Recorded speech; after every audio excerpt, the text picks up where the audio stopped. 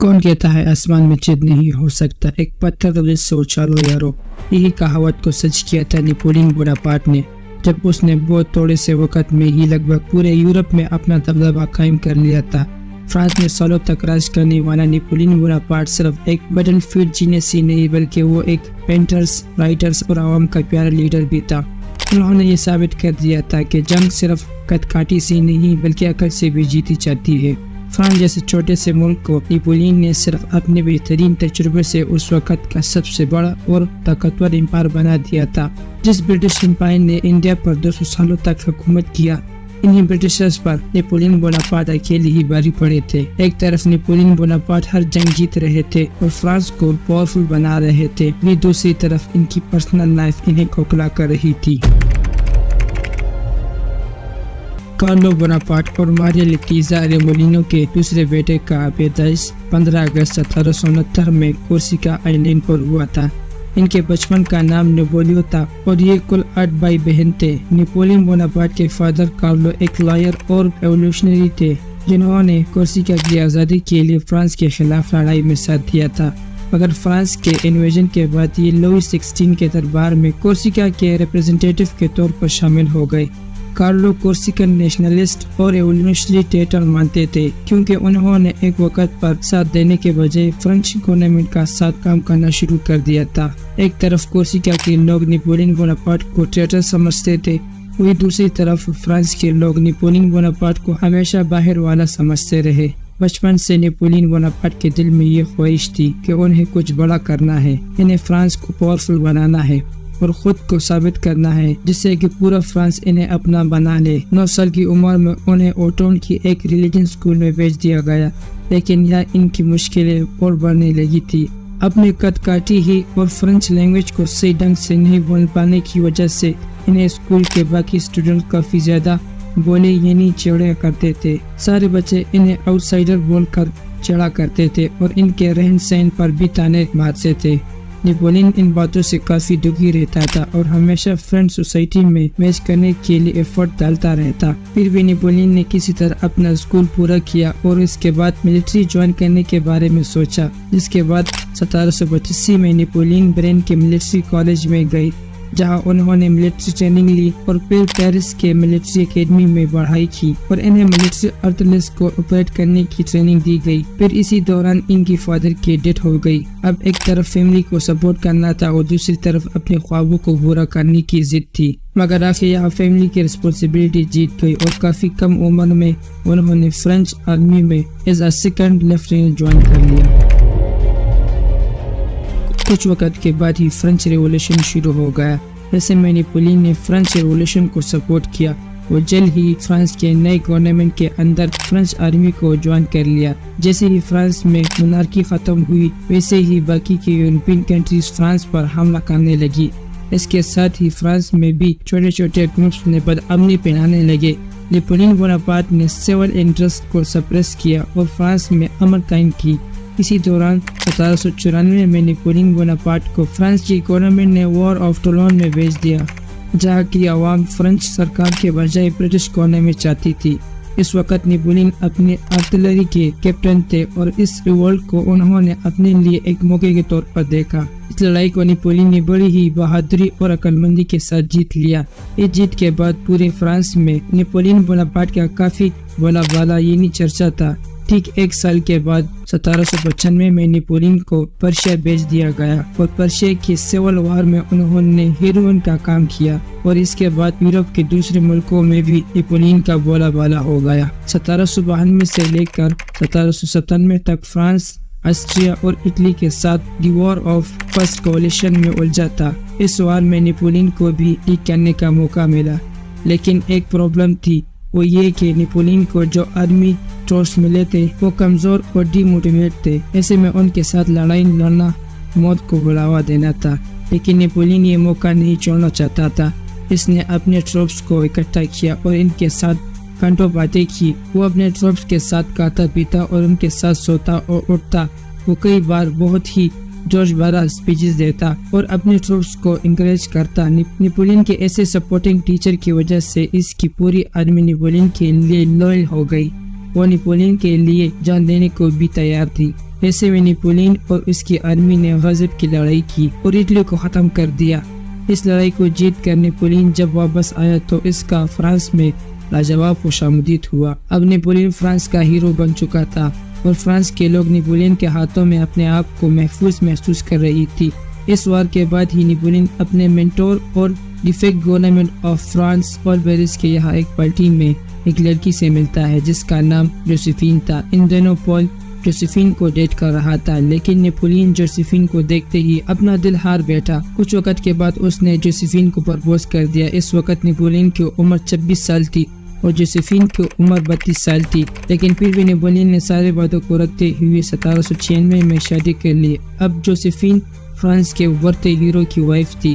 ابھی بھی France first coalition کے وار میں شامل تھا جس میں نیپولین اٹلی کو جیت لیتا ہے اور وہاں کی عوام کو بھی جا کر انہیں یہ بھروسہ دلاتا ہے کہ وہ ان کو کروول منارکی سے چھٹکارا دلائے گا۔ اس بات پر نیپولین اور اس کی آرمی کا اٹلی میں خوب شاملودیت ہوتا ہے۔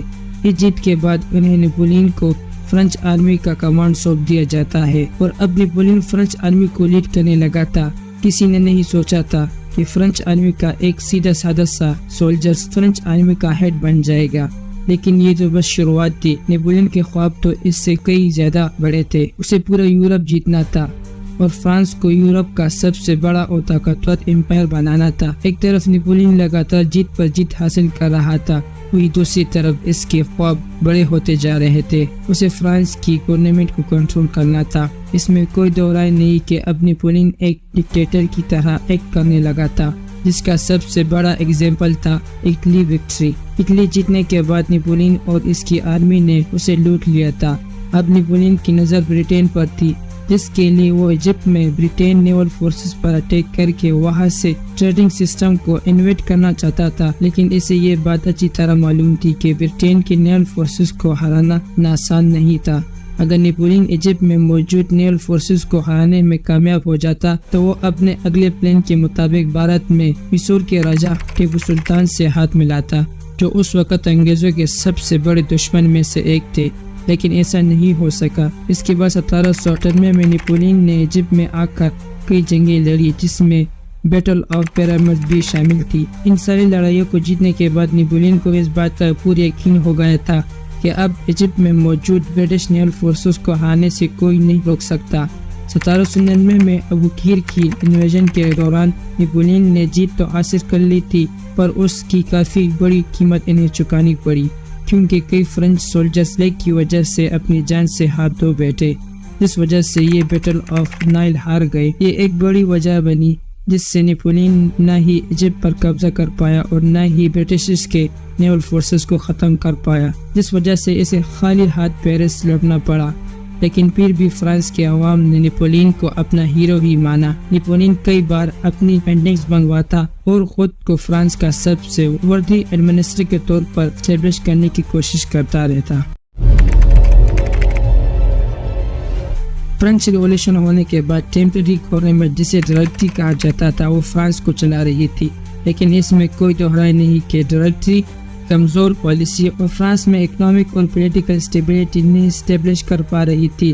ان دنوں نیپولین لگاتار یورپ کے ملکوں کو جیت رہا تھا اور اس کی امیج فرانس کے لوگوں میں کافی اچھی بنتی جا رہی تھی۔ نیپولین کو بھی اس بات کا احساس تھا کہ ڈائریکٹری کمزور لوگوں کے ہاتھ میں ہے اور فرانس کو آگے بڑھنے کے لیے ایک اسٹیبل گورنمنٹ کی ضرورت ہے۔ اس نے اس پولیٹیکل ویکیوم کو ایک اپرچونٹی کے طور پر دیکھا اور فرانس کے لوگوں کے سامنے ایک آئین پیش کیا۔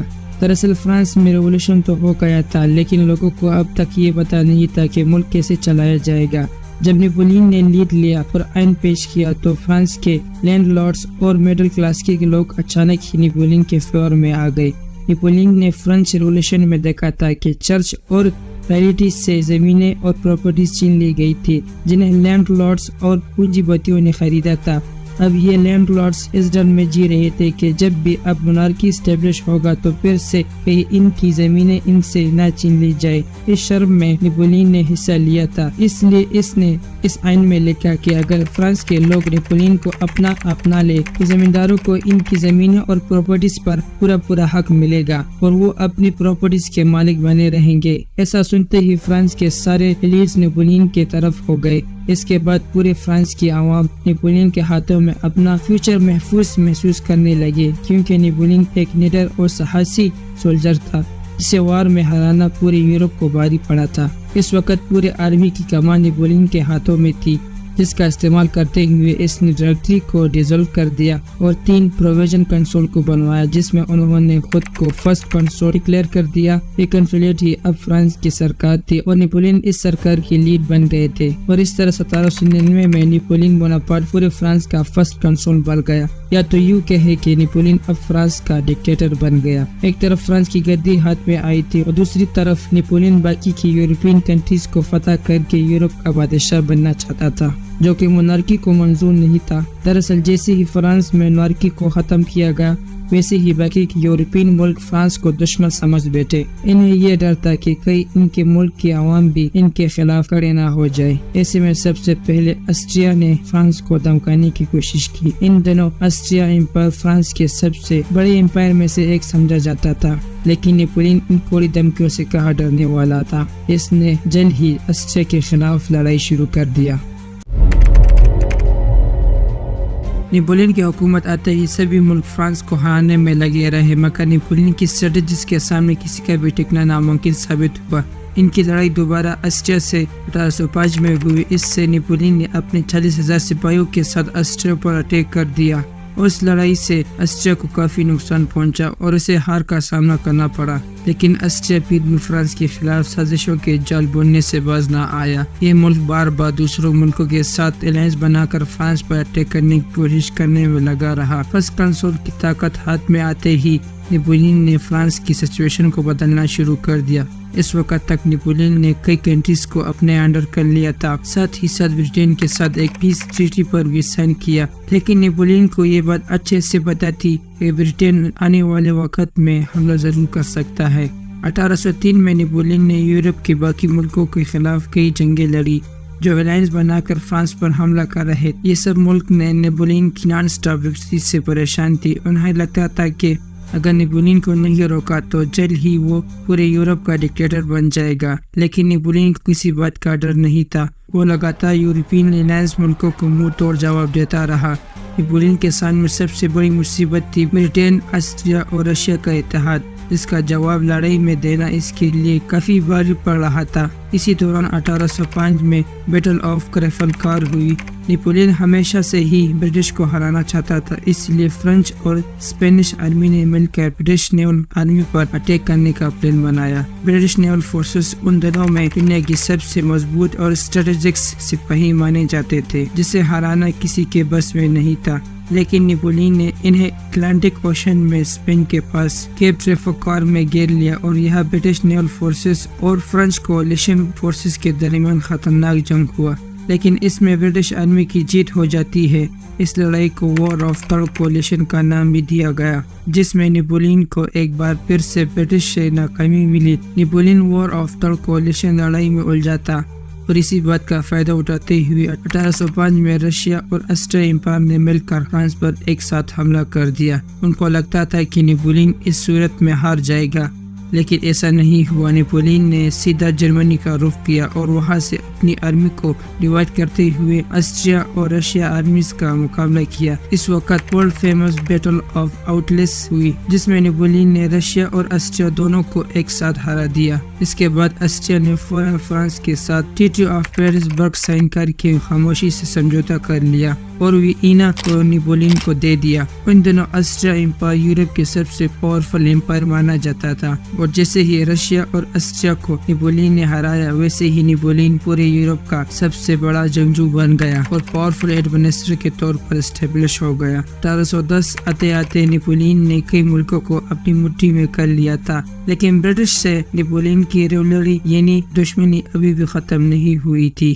1810 آتے آتے نیپولین جوزیفین کی حرکتوں سے پریشان ہو گیا اور جوزیفین سے ڈیورس لے لیا۔ دراصل جوزیفین بیشک نیپولین کی وائف تھی، لیکن جب نیپولین لڑائی کے دوران پیرس سے باہر رہتا تب نیپولین کی وائف فرینچ سوسائٹی کے دوسرے مردوں کے ساتھ غلط تعلق رکھتی تھی۔ نیپولین اپنی وائف سے بے حد وفادار پیار کرتا تھا، لیکن بیتے وقت کے ساتھ نیپولین نے بھی جوزیفین کا اصل چہرہ دیکھا اور 1810 میں اسے طلاق لے لیا۔ جوزیفین سے طلاق لینے کے بعد نیپولین اداس رہنے لگا۔ اسے نہ تو جوزیفین سے سچا پیار ملا تھا اور نہ ہی کھیتی کا وارث ملا، اس لیے 1810 میں آسٹریا کی ایک شاہی خاندان کی لڑکی میری لوئس سے دوسری شادی کر لی۔